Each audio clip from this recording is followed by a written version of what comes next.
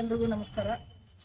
ಮಹಿಳಾ ಸಮಾಜ ಕಸ್ತೂರಿಬಾ ಶಿಶುವಿಹಾರದ ವತಿಯಿಂದ ದಿನಾಂಕ 14/6/2026 ಭಾನುವಾರದಂದು ನಮ್ಮ ಮಹಿಳಾ ಸಮಾಜದಲ್ಲಿ ಪರಿಸರ ದಿನಾಚರಣೆ ಹಾಗೂ ವಸ್ತು ಪ್ರದರ್ಶನ ಕಾರ್ಯಕ್ರಮವನ್ನು ಏರ್ಪಡಿಸಿದ್ದೀವಿ.